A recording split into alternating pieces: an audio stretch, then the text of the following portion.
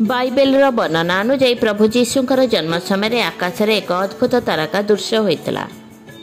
ଏହି ତାରାକୁ ଲକ୍ଷ୍ୟ କରି ମେଜି ବୋଲି କୁହାଯାଉଥିବା 3 ଜଣ ବିଜ୍ଞ ବ୍ୟକ୍ତି ଯୀଶୁଙ୍କର ସନ୍ଧାନ ନିମନ୍ତେ ସମ୍ଭବତଃ ବାଇବେଲୋନିଆ କିମ୍ବା ପାର୍ସିଆ ଠାରୁ ଯାତ୍ରା ଆରମ୍ଭ କରିଥିଲେ।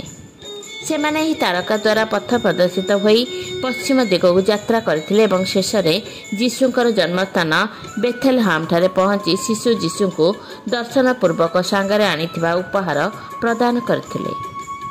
ତେବେ ଏହି ବହୁଚର୍ଚ୍ଚିତ ତାରକାଙ୍କର ଇତିବୃତ୍ତ ଏବେ ସୁଦ୍ଧା ରହସ୍ୟାବୃତ ଏବଂ ଏହାର ପ୍ରକୃତ ପରିଚୟ ସମ୍ପର୍କରେ ଅନେକ ମତ ପାର୍ଥକ୍ୟ ରହିଆସିଛି।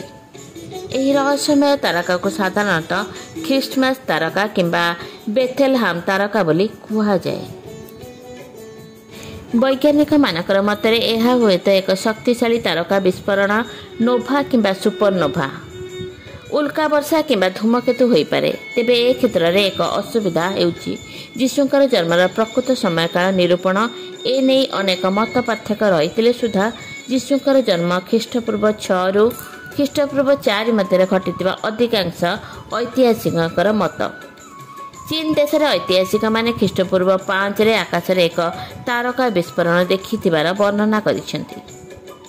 ତେବେ ଏହାକୁ ବହୁଚର୍ଚ୍ଚିତ ଖ୍ରୀଷ୍ଟମାସ ତାରକା ରୂପେ ଧରିନେବା କେତେ ଦୂର ଯୁକ୍ତିଯୁକ୍ତ ତାହା କହିବା କଷ୍ଟକର। ଫ୍ରେଡେରିକ୍ ଲାସନ୍ ନାମକ ଜଣେ ଆକାଶପ୍ରେମୀ ଆମେରିକୀୟ ଆଇନଜୀବୀ ଏହି ତାରକାକୁ ଅନୁଧ୍ୟାନ କରି ଏହାର 9ଟି ପ୍ରମୁଖ ବୈଶିଷ୍ଟ୍ୟ ସମ୍ପର୍କରେ ବର୍ଣ୍ଣନା କରିଛନ୍ତି। ପ୍ରଥମତଃ ଏହା ମନୁଷ୍ୟ ଜନ୍ମର ସୂଚନା କରୁଥିଲା। ଦ୍ୱିତୀୟତଃ ଏହା ରାଜତ୍ୱର ପ୍ରତୀକ ଥିଲା। ତୃତୀୟତଃ ଏହା ଇହୁଦୀ ସମ୍ପ୍ରଦାୟ ସହିତ ସମ୍ପୃକ୍ତ ଥିଲା। ଚତୁର୍ଥରେ ଏହା ପୂର୍ବ ଦିଗରେ ଦୃଶ୍ୟ ହୋଇଥିଲା। ପଞ୍ଚମରେ ରାଜା ହିରୋଦ ଏ ସମ୍ପର୍କରେ ଅବଗତ ନଥିଲେ। ଷଷ୍ଠରେ ଏହା ସଠିକ୍ ସମୟରେ ଦୃଶ୍ୟ ହୋଇଥିଲା। ସପ୍ତମରେ ଏହା କିଛି ସୀମିତ ସମୟ ପାଇଁ ଆକାଶରେ ଦୃଶ୍ୟ ହୋଇଥିଲା। ଅଷ୍ଟମରେ ବିଜ୍ଞ ବ୍ୟକ୍ତିମାନେ ଜେରୁଜେଲମରୁ ବେଥେଲହାମ୍ ଆଡ଼କୁ ଯାତ୍ରା କଲା ସମୟରେ ଏହି ତାରା ସର୍ବଦା ସେମାନଙ୍କର ସମ୍ମୁଖରେ ରହିଥିଲା। ଏବଂ ନବମରେ ବିଜ୍ଞ ବ୍ୟକ୍ତିମାନେ ବେଥେଲହାମ୍ରେ ପହଞ୍ଚିଲା ବେଳକୁ ଏହି ତାରା ଅନ୍ତର୍ନିହିତ ହୋଇଯାଇଥିଲା। ଲାସନ୍ ଏକ ସଫ୍ଟୱେର୍ ବ୍ୟବହାର କରି ଖ୍ରୀଷ୍ଟପୂର୍ବ 3ରୁ 2 ମଧ୍ୟରେ ଘଟିଥିବା ଉପରୋକ୍ତ ଆକାଶୀୟ ଘଟଣା ରହସ୍ୟମୟ ଖ୍ରୀଷ୍ଟମାସ ତାରକା ସମ୍ପର୍କରେ ବର୍ଣ୍ଣିତ 9ଟି ବୈଶିଷ୍ଟ୍ୟ ସହିତ ପ୍ରାୟତଃ ମେଳ ଖାଇ ଯାଉଥିବାର ସିଦ୍ଧାନ୍ତରେ ଉପନୀତ ହୋଇଥିଲେ। ଏହି ବୈଜ୍ଞାନିକମାନେ ଖ୍ରୀଷ୍ଟମାସ ତାରକାଙ୍କର ରହସ୍ୟ ଉନ୍ମୋଚନ କରିବା ପାଇଁ ସାଧାରଣତଃ 2ଟି ମତବାଦ ଉପସ୍ଥାପନା କରିଥାନ୍ତି। ଆକାଶୀୟ ସମାବେଶ। ପ୍ରଥମ ମତବାଦ ଅନୁଯାୟୀ 3 ଜଣ ବିଜ୍ଞ ବ୍ୟକ୍ତି ଦେଇଥିବା ତାରକାଟି ସମ୍ଭବତଃ ଆକାଶରେ କେତୋଟି ଉଜ୍ଜ୍ୱଳ ତାରାଗ୍ରହଙ୍କର ଏକତ୍ର ସମାବେଶ ଥିଲା। ଖ୍ରୀଷ୍ଟଯୁଗ ପ୍ରାରମ୍ଭର 10 ବର୍ଷ ମଧ୍ୟରେ ଏଭଳି ଅନେକ ତାରକା ସମାବେଶ ଘଟିଥିବାର ଜ୍ୟୋତିର୍ବିଜ୍ଞାନୀମାନେ ସ୍ୱୀକାର କରନ୍ତି। ବିଶେଷ କରି ଖ୍ରୀଷ୍ଟପୂର୍ବ 6ରେ 3ଟି ଉଜ୍ଜ୍ୱଳ ଗ୍ରହ ଯଥା ମଙ୍ଗଳ, ବୃହସ୍ପତି ଓ ଶନିଙ୍କର ଆକାଶରେ ଏଭଳି ବିଚିତ୍ର ସମାବେଶ ଘଟି ଏକ ଦର୍ଶନୀୟ ତ୍ରିଭୁଜ ସୃଷ୍ଟି ହୋଇଥିଲା। ତା ପୂର୍ବରୁ ଅର୍ଥାତ୍ ଖ୍ରୀଷ୍ଟପୂର୍ବ 7ରେ ବୃହସ୍ପତି ଓ ଶନି ଗ୍ରହଦ୍ୱୟ ପରସ୍ପର ନିକଟବର୍ତ୍ତୀ ହୋଇ 8 ମାସ କାଳ ମାତ୍ର 3 ଡିଗ୍ରୀ କୋଣୀୟ ଦୂରତା ମଧ୍ୟରେ ଅବସ୍ଥାନ କରିଥିଲେ ଏବଂ ସେହି ସମୟ ମଧ୍ୟରେ ସେମାନେ 3 ଥର ମାତ୍ର 1 ଡିଗ୍ରୀ ଦୂରତା ମଧ୍ୟରେ ରହି ପରସ୍ପରକୁ ଅତିକ୍ରମ କରିଥିଲେ।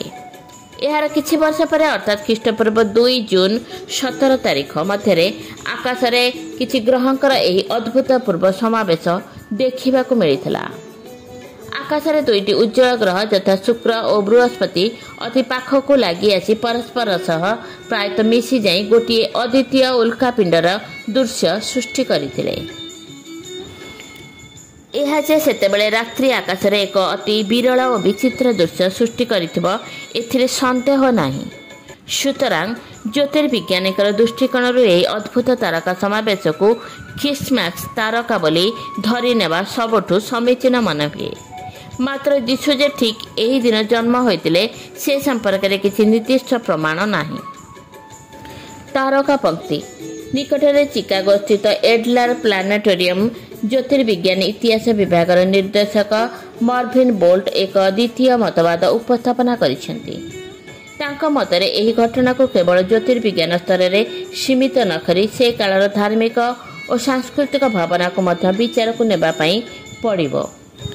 ତାଙ୍କ ମତବାଦ ଅନୁଯାୟୀ ସେ କାଳର ଜ୍ୟୋତିର୍ବିଜ୍ଞାନୀ ଓ ଜ୍ୟୋତିଷମାନଙ୍କର ଧର୍ମ ବିଶ୍ୱାସକୁ गभीर भाव प्रभावित करुवा किसी महाकाशीय वस्तु यथा चंद्र बृहस्पति और केतेक तारका एकठी अवस्थान कर आकाश में एक विरल तारका पंक्ति सृष्टि करथिले। ଏହି ଦୃଶ୍ୟକ୍ରମ ଖ୍ରୀଷ୍ଟପୂର୍ବ 7ରେ ବୃହସ୍ପତି ଗ୍ରହ ମେଷ ରାଶିରେ ପ୍ରବେଶ କରିବା ସହିତ ଆରମ୍ଭ ହୋଇଥିଲା। ପରବର୍ତ୍ତୀ କେଇ ମାସ ମଧ୍ୟରେ ବୃହସ୍ପତି ଗ୍ରହ ଚନ୍ଦ୍ରର ନିକଟବର୍ତ୍ତୀ ହୋଇ ଶନି ଗ୍ରହ ସହିତ ପ୍ରାୟ ମିଶି ଯାଇଥିଲା। ମେଷ ରାଶିକୁ ସାଧାରଣତଃ ଇହୁଦୀ ମାନଙ୍କର ସଂକେତ ଧରାଯାଉଥିଲା ବେଳେ ଉପରୋକ୍ତ ତାରକା ପଙ୍କ୍ତି ମଧ୍ୟରେ ବୃହସ୍ପତି ଚଳନକୁ ପାରମ୍ପରିକ ବିଶ୍ୱାସ ଅନୁସାରେ ରାଜ୍ୟାଭିଷେକ ସହିତ ତୁଳନା କରାଯାଏ। ସୁତରାଂ ବାଇବେଲରେ ବର୍ଣ୍ଣିତ ବିଚିତ୍ର ଖ୍ରୀଷ୍ଟମାସ ତାରକାଟି ସମ୍ଭବତଃ ଏଇଭଳି ଏକ ତାରକା ପଙ୍କ୍ତି ହୋଇପାରେ ବୋଲି ଏହି ମତବାଦ ବିଶ୍ୱାସ କରେ।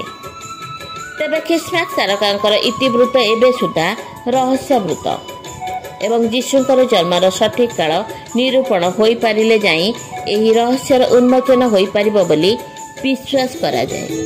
ଧନ୍ୟବାଦ।